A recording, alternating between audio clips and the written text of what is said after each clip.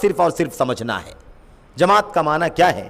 جماعت کا معنی ہے اکٹھا ہونا، جمنا، ڈٹ جانا حق کے اوپر، وہی جس کی اطاعت کرنی ہے اللہ کی، اس کے رسول کی، جو اللہ کی طرف سے آیا ہے، جو رسول کی طرف سے آیا ہوا ہے، اسی پر ڈٹ جانے والے نبی کے صحابہ ہیں۔ دوسرے نمبر پر اسی پر ڈٹ جانے والے تابعین ہیں۔ تیسرے نمبر پر اسی پہ جمے رہنے والے تبع تابعین ہیں۔ پوری امت کو جہاں کہا جا رہا ہے علیکم بالجماعہ، جماعت کو لازم پکڑو، یہ تعلیم دی جا رہی ہے کہ اسی اللہ کی اطاعت اور رسول کی اطاعت پر جم جاؤ۔ تو جماعت نام اس لیے نہیں ہے کہ بھیڑ اکٹھا ہوتی ہے، جماعت نام اس لیے ہے کہ اسی پر جمع ہوتے ہیں۔ ہم اس غلط کو چھوڑ دیتے ہیں، نہیں اس پر جمع ہوتے، اس غلط کو چھوڑ دیتے اس پر جمع نہیں ہوتے۔ سارے 1 2 3 10 جتنے بھی راستے غلط ہیں ہم سب کو چھوڑ دیتے ہیں، اس پر اکٹھا نہیں ہوتے، صرف اس پر اکٹھا ہوتے ہیں جو اللہ کی اطاعت کی چیز ہے، اس کے رسول صلی اللہ علیہ وسلم کی اطاعت کی چیز ہے، جس پر ہم پہلی بار نہیں جمع ہو رہے ہیں بلکہ جس پر سب سے پہلے نبی کے صحابہ جمع ہو چکے ہیں، ان کے بعد تابعین جمع ہو چکے ہیں، اکٹھا ہو چکے ہیں، ان کے بعد تبع تابعین جمع ہو چکے ہیں، اور ان کے بعد امت کے جن لوگوں کو اللہ تبارک و تعالیٰ نے توفیق عطا فرمائی وہ اسی نقش قدم پر ڈٹے رہے، جمے رہے۔ آج وہ نام ہم جب لیتے ہیں اپنی زبانوں سے تو صحابہ ہوتے ہیں تو رضی اللہ عنہم کہتے ہیں، اور ان کے بعد کے لوگ ہوتے ہیں تو رحمت اللہ علیہم اجمعین کہتے ہیں۔ بڑی تعداد میں ائمہ، محدثین، فقہاء، اعیان امت اس کے اندر شامل ہیں، اور یہ راستہ حق پر جمع ہونے والا راستہ، حق پر جمع ہونے والی جماعت، یہ قیامت کی صبح تک دنیا کے اندر قائم رہے گی۔ نہ جانے کتنے راستے باطل کے نکل جائیں گے جس پر لوگ چلیں گے، لیکن ایک طبقہ ایسا ضرور ہوگا جو سب سے کنارہ کشی اختیار کر کے اس حق پر جو اللہ کی اطاعت اور اس کے رسول کی اطاعت والا راستہ ہے، جس پر صحابہ، تابعین، تبع تابعین رہ چکے ہیں، اسی راستے پر جمع رہے گا۔ دنیا کے لوگ مخالفت کریں گے، دنیا والے گالیاں دیں گے، دنیا والے ٹارچر کریں گے، دنیا والے الزامات لگائیں گے، دنیا والے بہتان لگائیں گے، دنیا والے ان کی شبیہ بگاڑنے کے لیے عدالتوں میں سچی جھوٹی کمپلینیں بھی کریں گے، کیونکہ خلافت بنو عباسیہ کا مطالعہ کر کے دیکھو، آپ کو بڑے ظلم ملیں گے، حق پرستوں کے خلاف بڑے ظلم ملیں گے۔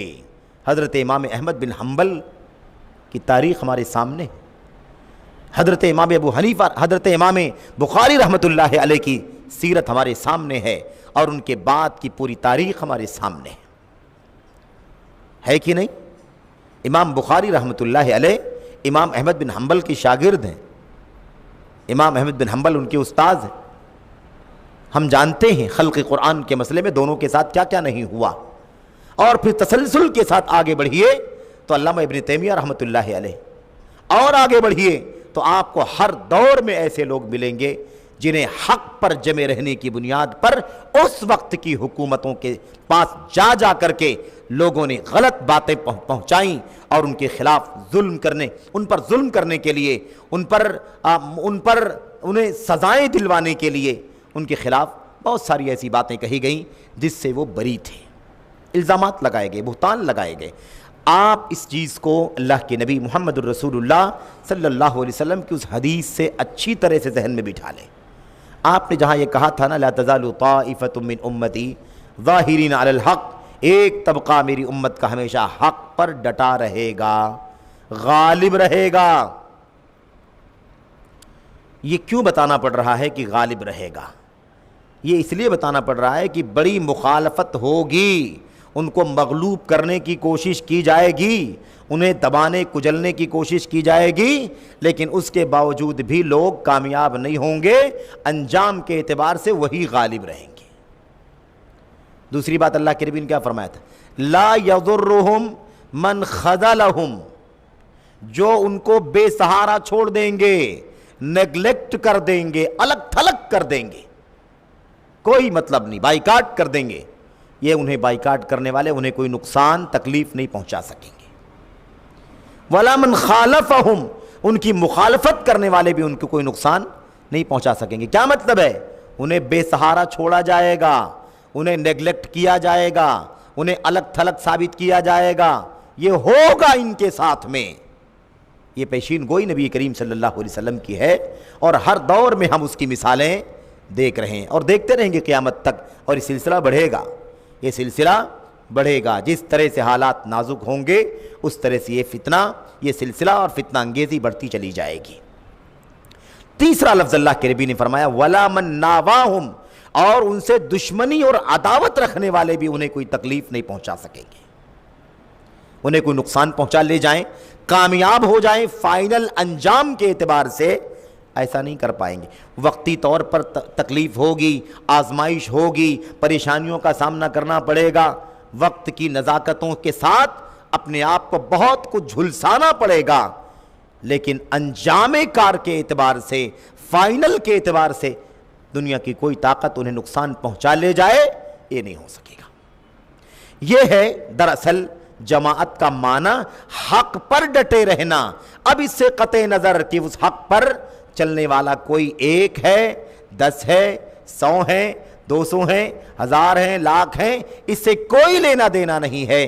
جو حق پر چل رہا ہے وہی جماعت ہے، چاہے وہ بہت تھوڑے لوگ ہوں، 10 ہی لوگ ہوں، 9 ہوں، 5 ہوں، 4 ہوں، یہی نہیں بلکہ چاہے اس پر چلنے والا کوئی ایک ہی کیوں نہ ہو، وہ اکیلا ہی رہے گا تو بھی جماعت رہے گا۔ ابن مسعود رضی اللہ تعالیٰ عنہ نے اپنے شاگرد کو یہی مسئلہ سمجھایا اور کہا الجماعت ما وافق طاعت اللہ ولو کنت وحدک، جماعت وہ ہے جو اللہ کی اطاعت کی موافقت کرے۔ اطیعوا اللہ اطیعوا الرسول ہی کی تو بات ہم لوگ کر رہے تھے ابھی۔ ابن مسعود کیا فرما رہے ہیں؟ جو اللہ کی اطاعت کی موافقت کرے وہی حق ہے، وہی جماعت ہے، چاہے تم اس حق پر چلنے والے، اللہ کی رسول کی اطاعت کی موافقت کرنے والے ساری دنیا کو چھوڑ کر کے تم اکیلے ہی کیوں نہ ہو۔ جب نبی کریم صلی اللہ علیہ وسلم نبی بنا کر کے بھیجے گئے تو آپ ہی تو اکیلے تھے اللہ کی توحید پر، تو کیا ساری دنیا یہ کہہ کر کے آپ کو باطل ثابت کر پاتی کہ جو آپ لے کر کے آئے ہو اس کو تو کوئی ماننے والا ہے نہیں، آپ اکیلے ہی ہو، اکیلا اپنے پاس رکھو، کوئی آپ کے پاس دوسرا بھی نہیں ہے، تیسرا بھی نہیں، آپ تو اکیلے ہیں؟ تو کیا اکیلے کی وجہ سے وہ نعوذ باللہ ناحق تھا، باطل تھا؟ جب ابوبکر صدیق امت کے پہلے شخص اس کے ماننے والے بنے تو کیا وہ اکیلے ہونے کی وجہ سے باطل پر تھے اور پورا عرب کیا وہ حق پر تھا؟ نہیں۔ اچھا یہ بات، کیا وہ اکیلے ہونے کی وجہ سے کیا وہ جماعت نہیں تھے؟ اور جماعت وہ تھی جو بت پرستی کر رہی تھی، لات کی، منات کی، عزا کی، ہبل کی پوجا کر رہی تھی، اور خانہ کعبہ کی دیواروں پر سجائے ہوئے، کندہ کیے ہوئے 360 بتوں کی پوجا کرنے والی اتنی بڑی مکے کی آبادی تھی، کیا وہ بڑی تعداد ہونے کی وجہ سے وہ شرک کر رہے تھے تو کیا وہ جماعت تھے؟ جماعت نہیں تھے۔ مشرکوں کی تعداد کتنی بھی زیادہ کیوں نہ ہو جائے، قرآن کریم میں اللہ تعالیٰ نے ان کی مثال جماعت کے طور پر نہیں دی ہے بلکہ فرقہ واریت کے طور پر دی ہے مثال۔ وَلَا تَكُونُوا مِنَ الْمُشْرِكِينَ مِنَ الَّذِينَ فَرَّقُوا دِينَهُمْ، مشرکوں میں سے مت ہو جاؤ جن لوگوں نے اپنے دین کے ٹکڑے کر لیے۔ سارے مشرک ہو گئے تو کیا جماعت ہو جائیں گے؟ اللہ فرماتا ٹکڑے کرنے والے ہیں، یہ جماعت نہیں ہے۔ جماعت وہ ہے جو حق کی توحید پر جمع ہوا ہے، جو حق کی سنت پر جمع ہوا ہے، جو راہ سلف پر جمع ہوا ہے، وہی کون ہے؟ وہی جماعت ہے، چاہے تم اکیلے کیوں نہ ہو۔ اس لیے اس بات کو اچھی طرح سے یاد رکھنا ہے۔ ابن مسعود نے 2 لفظوں میں میرے بھائیوں پورا عقیدہ، پورا منہج، پوری ڈگر کھول کر کے امت کے سامنے رکھ دی ہے۔ اب اس بات کو سننے کے بعد اس زمانے میں بھی، اس کے بعد کے زمانے میں بھی، اور آج تو بہت زیادہ ہے، بڑے بڑے شبہے، بڑے بڑے کنفیوژن، بڑے بڑے مسائل پیدا ہوتے ہیں، لوگوں کی عقلیں، لوگوں کی سوجھ بوجھ میں بہت ساری چیزیں ہیں جو بیٹھتی ہیں، بہت ساری چیزیں ہیں جو نہیں بیٹھتی ہیں، اور بڑے خلفشار امت میں دکھائی دیتے ہیں۔ اس مسئلے کو سمجھانے کے لیے ابن مسعود نے آگے والی بات بھی بیان فرما دی۔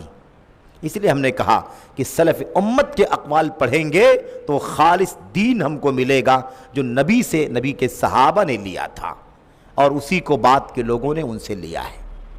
آگے کہتے ہیں اطاعت کو، جماعت کو لازم پکڑو، یہ بات واضح ہو گئی، اور یہ جو باتیں ہم نے کہی ہیں اس کی بہت ساری وضاحتیں آگے آئیں گی۔ کہتے ہیں کیوں آخر جماعت کو، اطاعت کو لازم پکڑنا ہے؟ فَإِنَّهَا حَبْلُ اللَّهِ الَّذِي أَمَرَ بِهِ، کیونکہ یہی اللہ تبارک و تعالیٰ کی وہ رسی ہے جس کو پکڑنے کا اللہ تعالیٰ نے حکم دیا ہے۔ وَاعْتَصِمُوا بِحَبْلِ اللَّهِ جَمِيعًا وَلَا تَفَرَّقُوا، اللہ کی رسی کو مضبوطی سے پکڑ لو اور فرقے فرقے، ٹکڑے ٹکڑے میں نہ بٹو۔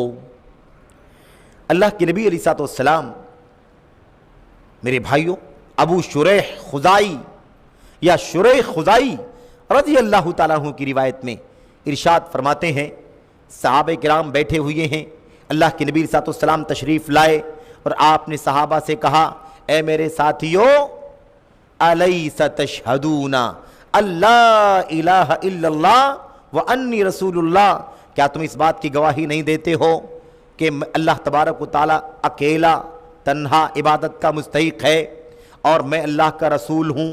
صحابہ نے کہا بلا یا رسول اللہ، کیوں نہیں، بالکل اس بات کی گواہی ہم دیتے ہیں اللہ کے نبی کہ اللہ کے سوا کوئی سچا معبود نہیں اور آپ اللہ تبارک و تعالیٰ کے رسول ہیں۔ اللہ کے نبی علیہ السلام نے فرمایا، ابشروا ابشروا، خوشخبری ہے تمہارے لیے، خوشخبری ہے تمہارے لیے۔ یہ بات کہنے کے بعد اللہ کے نبی نے پوچھا تھا، کیا تم گواہی دیتے ہو توحید کی یا نہیں؟ کیا تم گواہی دیتے ہو رسالت کی یا نہیں؟ جب صحابہ نے گواہی دی تو اللہ کے نبی علیہ السلام نے قرآن کی طرف اشارہ فرمایا، قرآن، آپ نے قرآن کی طرف اشارہ فرمایا اور آپ نے فرمایا یہ قرآن حبل اللہ، یہ اللہ تبارک و تعالیٰ کی رسی ہے جو اللہ تبارک و تعالیٰ نے میرے سینے پر اتارا ہے، جس قرآن کو اللہ نے میرے سینے پر اتارا، اعلیٰ قلبی کا، میرے دل پر اللہ تبارک و تعالیٰ نے اتارا ہے۔ اور کیا کہا آگے؟ آگے فرمایا فَاسْتَمْسِكُوا